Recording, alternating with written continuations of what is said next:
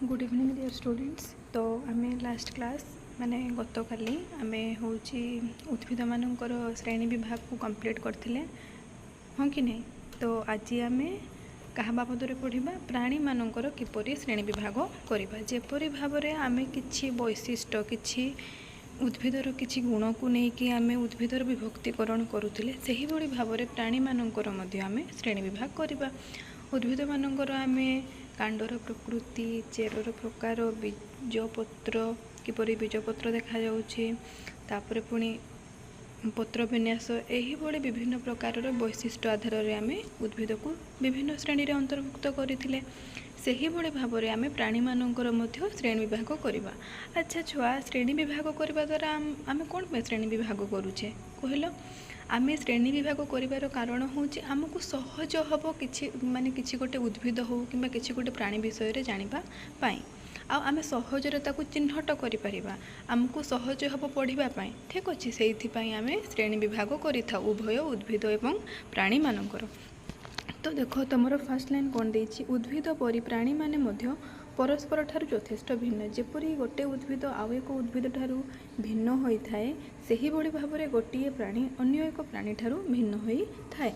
आम किपरि एते प्रकार प्राणी मानू श्रेणीभुक्त करिपरिबा। तो क्वेश्चन होची कौन है क्वेश्चन आमे माने किपरि भाव में एते सारा जो एते प्रकार जो सब प्राणी माने अछंती ताकू आमे किपरि श्रेणीभुक्त करि परिबा।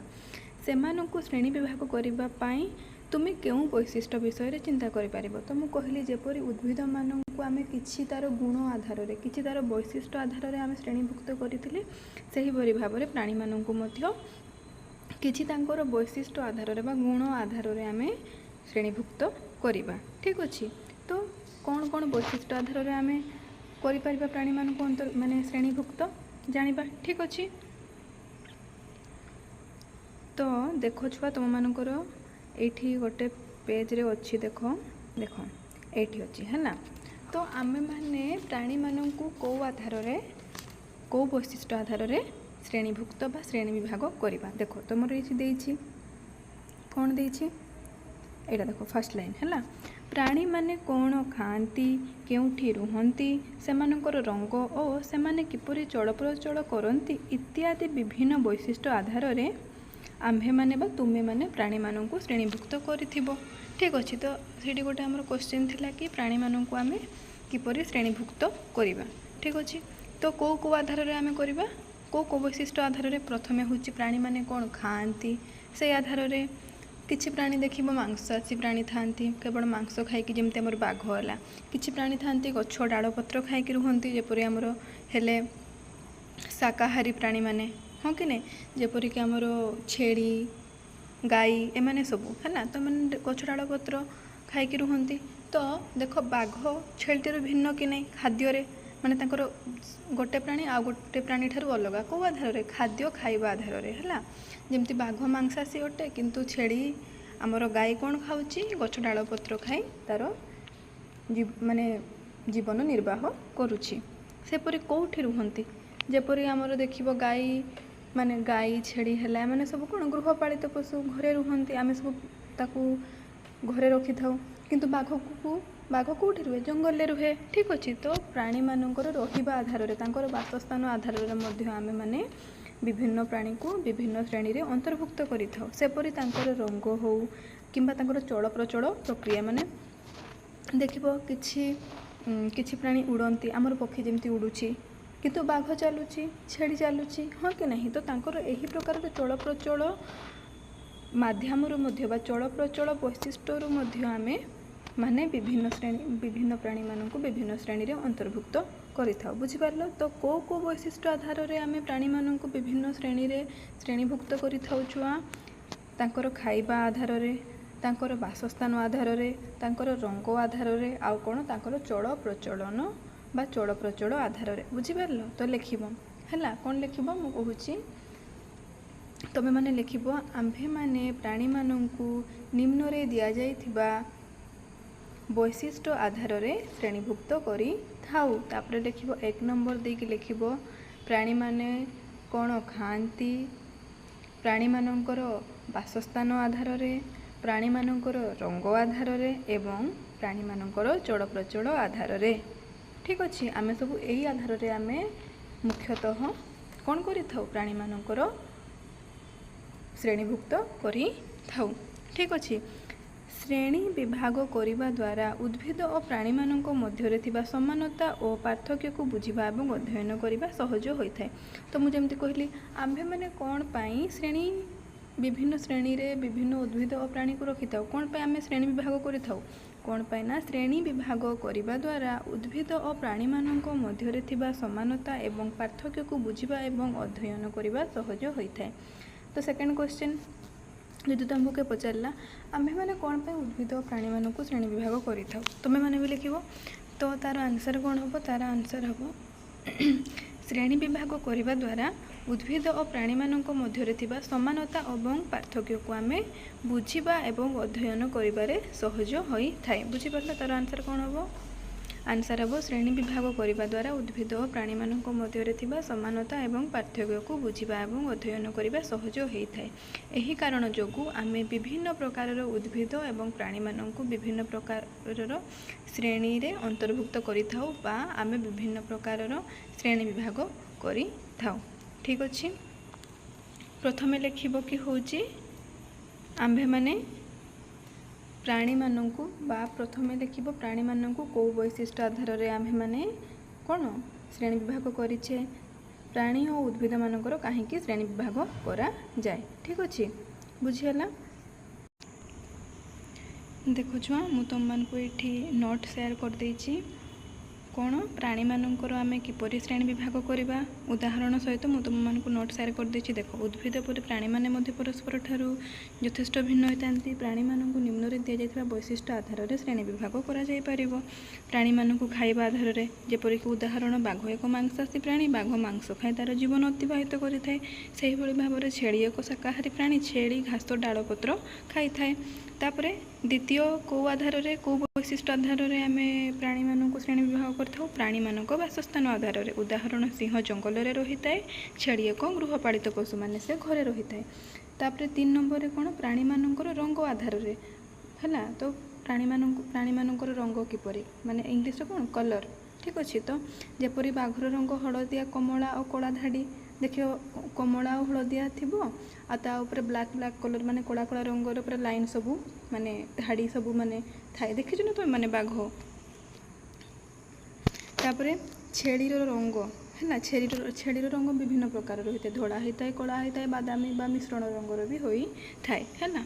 तापरे प्राणी मानकर चल प्रचल आधार रे है तो तांकर प्राणी मानकर चल प्रचल आधार रे मध्य आम्भे माने गोटे प्राणी को अन्य प्राणी ठारू भिन्न करि थाउ है बा भिन्न बोली जानि थाउ। जेपरि भाव एबे गोटे जिनसटा उडुची गोटे प्राणी उडुची आमे कोन जानिबा सेटा गोटे पक्षी हाँ कि नहीं। तो भाव एबे गोटे पाराटा उडुची हाँ हाँ कि नहीं। तो पाराटा उडुची माने पारा गोटे पक्षी बोली आमे जानिबा आमे जानिचे पक्षी माने उड़ंती हाँ कि नहीं। तो प्राणी मानकर चल प्रचल आधार रे तो गोटे प्राणी को आम आउ गोटे प्राणी किपरि भाव अलग बोली जानिबा भिन्न बा श्रेणी विभाग किपरि करिबा तांकर चल प्रचल आधार रे। जेपरि कि उदाहरण आमर गोटे कौन पारा जेपरि उड़े किंतु आमर छेड़ी चले हाँ कि नहीं। छेड़ी उड़ी पारे कि ना पक्षी भड़िया से उड़ी पारि न थाए। तो उदाहरण कौन लिखिबो पक्षी उड़ी थाए एवं छेड़ी चले। तापरे उद्भिद और प्राणी मानकर श्रेणी विभाग काहेकि करा जाए। तापरे गोटे क्वेश्चन छुआ एटा भी तुम नोट डाउन करिबो आम्भे माने कोन पे उद्भिद और प्राणी मानक श्रेणी विभाग करि थाउ कोन पे श्रेणी विभाग करिबा द्वारा उद्भिद और प्राणी मानक मध्य रे थिबा समानता एवं पार्थक्य को बुझिबा एवं अध्ययन करबा सहज होइथाय।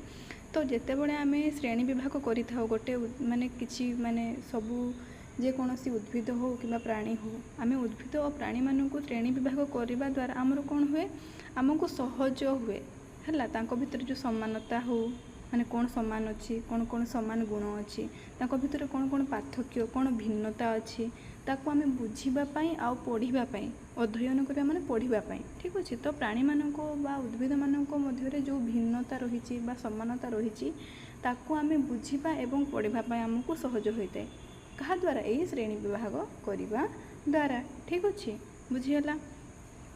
तो देखो आमे जेपरि एबे जानले कि पक्षी माने गोटे तांकर गोटे श्रेणी रे रहिले आमे जानले कि पक्षी माने उड़ंती ठीक अच्छे कि नहीं आम कि पशु को रखिले जेपरिक है छेली गाई हाँ कि नहीं बाघ एमाने सब कौन किपरि चलप्रचल किपरि चली था चलिकी चलप्रचल कर तो आम जानीपारे ना नहीं कि मध्य ये भिन्नता रही चलप्रचल भिन्नता रही तो श्रेणी विभाग करने द्वारा आंभ मान कौन सहज होता है भितर जो प्राणी हो कि उद्भिद हो मध्य जो समानता रही कौन कौन सामान गुण रही कौन कौन भिन्नता गुण रही तो से सब आमको बुझा और पढ़ाई जानापी सहज होता है एमती नुह कि सब गुण ही भिन्न होता है किसी गुण देख सामान होती थाए से गोटे ग्रुप माने गोटे श्रेणी रखागला आउ अलग मानक अलग श्रेणी रखाला सामान गुण अच्छी बोली हाँ कि नहीं जेपरी तुमर भी तुम मैंने देखि तुम मान श्रेणी रे तुम मान क्लास रे तुम विभिन्न प्रकार विभाग रही क विभाग ख विभाग जमीक आमको ए सेक्शन बी सेक्शन हाँ कि नहीं तो से हिसाब रे प्राणी आ उद्भिद मानकर विभाग अच्छी श्रेणी विभाग ठीक अच्छे बुझीगला तो तुम्हें मैंने ये नोटा को नोट डाउन करनब ठीक अच्छे एगुड़ा देख नोट डाउन तुम मैंने करनेब है तुम मानक एग्जाम टाइम रे परीक्षा टाइम रे इजी हम देख छुआ ये कौन देछि प्राणी मानकर चलन रे संपृक्त अंग है तो 2.5 सारणी रे कौन देछि प्राणी मानकर चलन रे संपृक्त अंग माने को प्राणी को अंग को व्यवहार करके से माने चल प्रचल होई थांती देख प्राणीर ना फास्ट देछि पिंपुड़ी तापर तार चलन प्रकार तापर चल प्रचल पई व्यवहृत अंग तो से किपरि चलन करथाय चली थाए ना गुरुंडी थाए ना उड़ी थाए हैला तो कौन करे पिंपुड़ी तार चली थाए चले है कौन तार कौ अंग व्यवहार हुए गोड़ तो छोट छोट गोड़ सेपरी छेड़ी कौन तार चलन प्रकार किपरि चले ना चलन प्रकार माने से कौं भली भाव क्यों प्रकार से चल प्रचल करुच्ची डेऊँची ना चलुची ना उड़ुची छेली सेपरी किपरि करे चले आउ डीए कौ अंग व्यवहार करिकी गोड़ सेपरी पारा उड़ी थाए आउ कौ साहाय्य कौ अंग व्यवहार करिकी डेणा माछी सेपरी चली थाए आ उड़ी थाए क्या व्यवहार करता है कौ अंग को गोड़ एवं डेणा को ठीक अच्छे से माछ कौन करता से पहरी थाए हाँ कि नहीं क्या व्यवहार करता है कौ अंग को पक्ष से ही भाव में तुम मैंने आउ जी सब माने सब जेकोसी प्राणी को उदाहरण दे पार प्राणीर ना लिखिकी चलन प्रकार लिख आउ कौ अंग व्यवहार करूँ लिख चलन पाई ठीक अच्छे तो यहाँ है तुम होमवर्क तुम मैंने निजे कर ठीक अच्छे तापर देख छुआटी कौन है देख विभिन्न प्राणी चलन भिन्न होता है कौन कही कहुई कि देख विभिन्न प्रकार प्राणी मानकर चलन भिन्न होता है हाँ कि नहीं आम देखिले ए सारणी रे किछि प्राणी डेऊँच किछि प्राणी चलुंट किछि प्राणी उड़ुंट किछि प्राणी पहरुंट हाँ कि नहीं तो विभिन्न प्राणी चलन भिन्न भिन्न होता है प्राणी माने उड़ी पारती दौड़ी पारती गुरुंडी पारती चली पारती डेई पारती इत्यादि ठीक अच्छे एगुड़ा सब चलन प्रक्रिया गोटे गोटे गोटे गोटे प्रकार चलन प्रक्रियार प्रकार है ना प्राणी मैंने देख किसी प्राणी उड़ी पारती किसी प्राणी दौड़ी पारती किसी प्राणी गुरुंडी पारती किसी प्राणी चली पारती किसी प्राणी डेई पारती आहरी बहुत प्रकार अच्छे यही प्राणी मैंने गोटे स्थान अन्य स्थान को जीवाई शरीर भिन्न अंग व्यवहार करते अच्छा पिला चल प्रचल कहले कौन गोटे स्थान अन्य स्थान को जीवाक आम कौन कहू चल प्रचल प्रक्रिया कही था तो गोटे प्राणी बा जेकोसी प्राणी मैंने हूँ से गोटे स्थान अन्य स्थान को जीवाई विभिन्न प्रकार अंग व्यवहार करते माने तुम शरीर में विभिन्न प्रकार अंग अच्छे तो प्राणी मैंने विभिन्न प्रकार अंग को व्यवहार कर चल प्रचल कर डेणा गोड़ एवं अन्यान्य अंग से चल प्रचल कर साहाय्य करे तो कौन कौन साहाय्य करे चल प्रचल करने प्राणी मानकर डेणा गोड़ आहरी अन्यान्य अंग सबू साहाय्य करिथाए प्राणी मानकर चल प्रचल करने एठारे आम चलनर प्रकार एवं चल प्रचल व्यवहृत अंग को आधार कर प्राणी मानक चिन्हट करुचु तो ये कौन कराई प्राणी मानकर चल प्रचलर प्रकार माने क्यों प्रकार से माने गोटे स्थान अन्य स्थान को जाउछंती किपरि भाव में उड़ुछंती ना दौड़ुछंती ना डेउछंती ना चलुछंती तो यहाँ हूँ सब चलनर प्रकार तो एठारे आमे कहा को आधार करिकी प्राणी मानक चिन्हट करुचु चलनर प्रकार आउ चल प्रचल से माने क्यों अंग को व्यवहार करछंती तार आधार में आमे प्राणी मानक चिन्हट करुचु प्राणी मानक चलन आधार में आमे किपरि सेमानक श्रेणीभुक्त करि परिबा हैला तापर यह व्यतीत अनेक प्राणी सेमानक आकृति आकार गठन रंग और अन्यान्य वैशिष्ट्य आधार परस्पर ठार भिन्न अटंती तो चल प्रचल तो गोटे आधार होचे जहाँद्वारा आम प्राणी मानक गोटे प्राणी अन्य प्राणी ठारू आम कौन अलगा बोली जानीपारे चिन्हट करें श्रेणी विभाग करें ठीक अच्छे किंतु चलप्रचल व्यतीत आम्भे मैंने प्राणी मानकर आकृति आकार गठन रंग आन्य जितकी सब रहा वैशिष्ट्य बा गुण आधार से माने परस्पर ठार भिन्न अटंती आमे आकृति आकार गठन रंग अन्य गुण आधार में प्राणी मानक श्रेणी विभाग करें चलप्रचल छड़ा है एटी खाली चलप्रचल विषय देती है किपरि से गोटे उदाहरण देला चलप्रचल माध्यम आम मैंने किपरि श्रेणी विभाग करछे किंतु चलप्रचल सहित आम्भे माने प्राणी मानकर आकृति गठन आकार रंग अन्य वैशिष्ट्य आधार में कौन प्राणी मानक श्रेणी विभाग करवा है करिपारिबा एही वैशिष्ट्य गुड़िक मध्यरु केतेकों को विभिन्न उपाय प्राणी मानक श्रेणी विभाग करने व्यवहार करा जाए। तो ये जो रहा आकृति आकार गठन रंग अन्य जो वैशिष्ट्य जहाँ भी रहीगला तो यही वैशिष्ट्य गुड़िक मध्यरु किछि प्राणी को आम विभिन्न उपाय श्रेणी विभाग करने यही सब वैशिष्ट्य आम व्यवहार करता तो यही सब जो वैशिष्ट्य गुड़िक यही गुण गुड़िक व्यवहार करके आम प्राणी मानक कौन विभिन्न प्रकार श्रेणी रे अंतर्भुक्त करिथाउ विभिन्न प्रकार माने प्राणी मानक विभिन्न प्रकार श्रेणी विभाग करिथाउ ठीक अच्छे। तो आमे माने सब यही प्रकार वैशिष्ट्य को व्यवहार करके आमे प्राणी मानकर श्रेणी विभाग करिथाउ। उद्भिद भरी प्राणी मानकर विविधता बुझिबा से श्रेणी विभाग करबा गुरुत्वपूर्ण अटे। तो उद्भिद भली प्राणी मानकर भिन्नता को है प्राणी मानकर भिन्नता को जेपरि आमे उद्भिदर भिन्नता को जानिबा पय आमे ताकू श्रेणी विभाग करथिले है विभिन्न प्रकार श्रेणी विभाग करथिले उद्भिद मानकर सही भली भाबरे प्राणी मानकर विविधता को प्राणी मानकर भिन्नता को बुझिबा पय हेले आम्भे माने प्राणी मानक मध्य श्रेणी विभाग करबा गुरुत्वपूर्ण अटे बोली कुहा हेची ठीक अच्छे। तो तुम मैंने कौन कर छुआ तुम मैंने टेबुल माने ये सारणी को कंप्लीट करिवो है तापर तुम्हें माने ये जो पैराग्राफटा है ये जो विभिन्न प्राणी को चलप्रचल भिन्न होता है यही पैराग्राफटा तुम मैंने note down point wise point करी स्टार मार्क दे तुम मैंने नोट कर किंतु जो लिखा है देख प्राणी मानकर चलन आधार में आम किपरि से श्रेणीभुक्त करें तो यहाँ तुम हूँ तुम यहाँ हूँ फास्ट लिख क्वेश्चन है प्राणी मानक चलन आधार में आम किपरि से श्रेणीभुक्त करें तापर तुम मैंने लिख ठीक अच्छे किंबा तुम मैंने डायरेक्ट पैराग्राफटा पॉइंट वाइज भी लिखि पार है यहाँ इंपोर्टाट गोटे पैराग्राफ ठीक अच्छे। नेक्स्ट देख छुआ ये जड़े वैज्ञानिकर छवि देछि गोटे छवि देछि ना नहीं जड़े ये जड़े होचंती कौन वैज्ञानिक तांको ना कौन जानकी अमाल। तो जानकी अमाल जड़े कौ प्रकार वैज्ञानिक परिवेश कार्यपाई तांकर इच्छा बहुत उत्सर्गीकृत जड़े भारतीय उद्भिद विज्ञानी थिले सी है। तो से भारतर समृद्ध उद्भिद जैव विविधतार दस्तावेज प्रस्तुत और संरक्षण में साहाय्य करथिले। तो से कौन करथिले छुआ से जो आमर उद्भिद जैव विविधतार दस्तावेज प्रस्तुत करथिले आउ कौन ताकू किपरि आमे संरक्षण करबा से संरक्षण रे मध्य से साहाय्य करथिले। सेव साइलेंट वैली अभियान रे से प्रमुख भूमिका ग्रहण करथिले। तो कौ अभियान रे से प्रमुख भूमिका ग्रहण करथिले छुआ सेव साइलेंट वैली अभियान रे से प्रमुख भूमिका ग्रहण करथिले। बोटानिकल सर्वे ऑफ इंडिया रो मुख्य भाव रे से भारतर उद्भिद विविधतार दस्तावेज प्रस्तुत करने कार्यक्रम को आरंभ करथिले।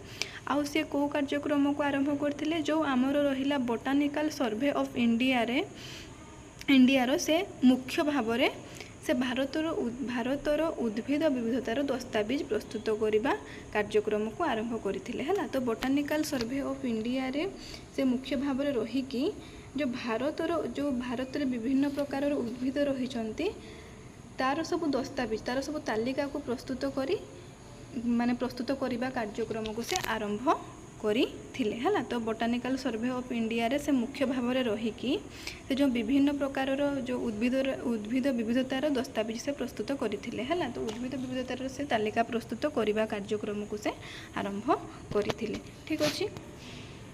तो जदि तुम क्वेश्चन आसला जानकी अमाल किए तुम कौन लिख भारतीय उद्भिद विज्ञानी प्रथम लिख तापर लिख किंबा तुम मैंने लिख जानकी जदि सहजरे तुमको जदि कहार मन न रोचे ताले लिखिपार से जड़े भारतीय उद्भिद विज्ञानी नहले कौन लिख जानकी अमाल होचंती जड़े परिवेश कार्यपाई उत्सर्गीकृत भारतर उद्भिद विज्ञानी है। आउ कौन लिख से सेव साइलेंट वैली अभियान रे प्रमुख भूमिका ग्रहण करथिले। ता सहित कौन करथिले बोटानिकल सर्वे ऑफ इंडिया रो मुख्य भाव से रही ଭାରତ ଉଦ୍ଭିଦ ବିବିଧତାର ଦସ୍ତାବିଜ ବା ତାଲିକା ପ୍ରସ୍ତୁତ କରିବା କାର୍ଯ୍ୟକ୍ରମକୁ ଆରମ୍ଭ କରିଥିଲେ। ଠିକ୍ ଅଛି, ତ ଇଏ ଥିଲା ଆମର ଜଣେ ବୈଜ୍ଞାନିକ ଜାନକୀ ଅମାଲଙ୍କ ବାବଦରେ। ଠିକ୍ ଅଛି,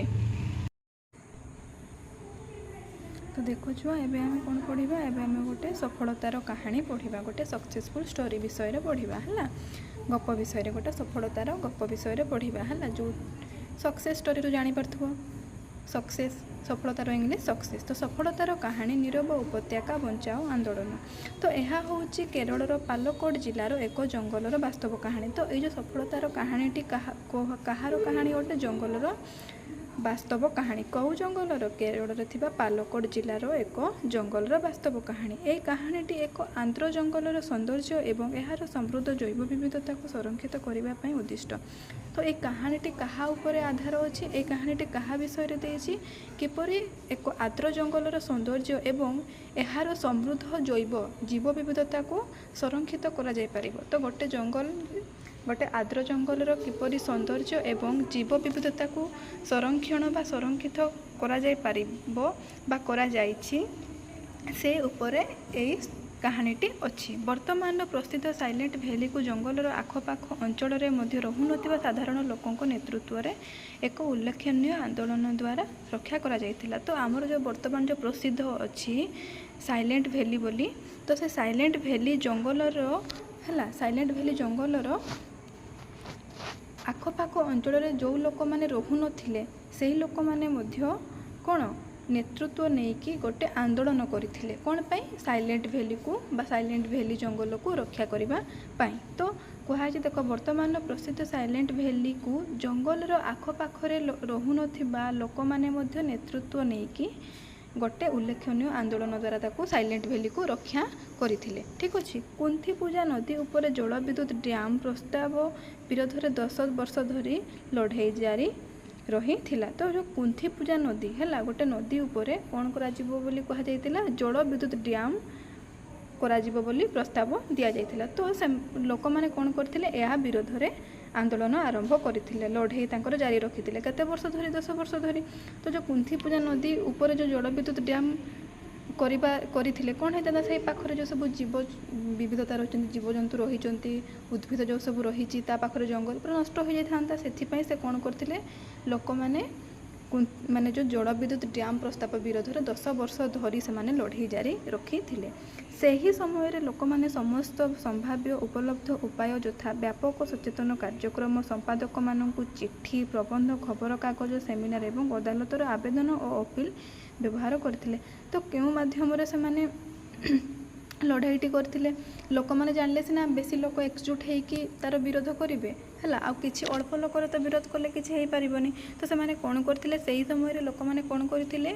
ମାନେ ବିଭିନ୍ନ ପ୍ରକାରର ସଚେତନତା କାର୍ଯ୍ୟକ୍ରମ କରିଥିଲେ। ଲୋକମାନଙ୍କୁ କ'ଣ ଜୀବ ବିବିଧତା ବିଷୟରେ ଜଣାଇବା ପାଇଁ, ଜଙ୍ଗଲ ସଂରକ୍ଷଣ କରିବା ଦ୍ୱାରା କ'ଣ ଲାଭ ହେବ ତା ବିଷୟରେ ଜଣାଇବା ପାଇଁ। ତ ଏହି ସବୁ ଯେଉଁ ସବୁ ସଚେତନତା କାର୍ଯ୍ୟକ୍ରମ ଲୋକମାନେ କରିଥିଲେ। ଆଉ କ'ଣ? ବିଭିନ୍ନ ପ୍ରକାରର ସମ୍ପାଦକମାନଙ୍କୁ ଚିଠି ଲେଖିଥିଲେ, ଯାହାଦ୍ୱାରା ତାଙ୍କର ଅସୁବିଧା ଖବରକାଗଜରେ କ'ଣ ବାହାରି ପାରିବ, ଖବରକାଗଜରେ ବାହାରି ପାରିବ କି ନାହିଁ। ସମ୍ପାଦକମାନଙ୍କୁ ଚିଠି ଲେଖିଲେ କି ହଁ, ଆମର ଏଇଆ ଅସୁବିଧା ହେଉଛି, ଆମ୍ଭେମାନେ ଏଇଆ ଚାହୁଁଛୁ। ତ ସମ୍ପାଦକମାନଙ୍କୁ ସେମାନେ ଚିଠି ଲେଖିଥିଲେ। ଠିକ୍ ଅଛି, ବିଭିନ୍ନ ପ୍ରକାରର ପ୍ରବନ୍ଧ, ଖବରକାଗଜ ଆଉ ସେମିନାର ମାଧ୍ୟମରେ ସେମାନେ ବ୍ୟବହାର କରି ଏହା ବିରୋଧରେ ସେମାନେ ଲଢ଼େଇ ଜାରି ରଖିଥିଲେ। ତ ନୀରବ ଉପତ୍ୟକାକୁ ବଞ୍ଚାଇବାର ଏହି ଆନ୍ଦୋଳନ ସଫଳ ହୋଇଥିଲା। ତାପରେ କ'ଣ? ସେ ନୀରବ ଉପତ୍ୟକା ହେଲା, ତ ନୀରବ ଉପତ୍ୟକାକୁ ବଞ୍ଚାଇବାରେ ଏମାନେ କ'ଣ ଲୋକମାନେ ଯେଉଁ ଆନ୍ଦୋଳନ କରିଥିଲେ ତାହା ସଫଳ ହୋଇଥିଲା। ଠିକ୍ ଅଛି, ବୁଝିପାରିଲ? ତ କାହିଁକି ସଫଳତାର କାହାଣୀ କୁହାଯାଇଛି ୟାକୁ? ବୁଝିପାରିଲ? ଏ କାହାଣୀର ନା କ'ଣ? ସଫଳତାର କାହାଣୀ ନୀରବ ଉପତ୍ୟକା ବଞ୍ଚାଅ ଆନ୍ଦୋଳନ। ତ ସେମାନେ ଆନ୍ଦୋଳନ କରିକି ନୀରବ ଉପତ୍ୟକାକୁ ବଞ୍ଚାଇଥିଲେ, ତାର ଜୀବ ବିବିଧତାକୁ ବଞ୍ଚାଇଥିଲେ, ତାର ସୌନ୍ଦର୍ଯ୍ୟକୁ ସଂରକ୍ଷଣ କରିପାରିଥିଲେ, ପରିବେଶକୁ ସଂରକ୍ଷଣ କରିପାରିଥିଲେ। ସେଥିପାଇଁ ସଫଳତାର କାହାଣୀ ନୀରବ ଉପତ୍ୟକା ବଞ୍ଚାଅ ଆନ୍ଦୋଳନ ଏହାର ନା। ଠିକ୍ ଅଛି, ସେହିପରି ଆମ୍ଭେମାନେ ପ୍ରକୃତିକୁ ବଞ୍ଚାଇ ରଖିବା ନିହାତି ଆବଶ୍ୟକ, ପରିବେଶକୁ ସଂରକ୍ଷଣ କରିବା ନିହାତି ଆବଶ୍ୟକ। ବୁଝିପାରିଲ? ନହେଲେ ଆମ୍ଭେମାନେ ବିଭିନ୍ନ ପ୍ରକାରର ଅସୁବିଧାର ସମ୍ମୁଖୀନ ହେବା।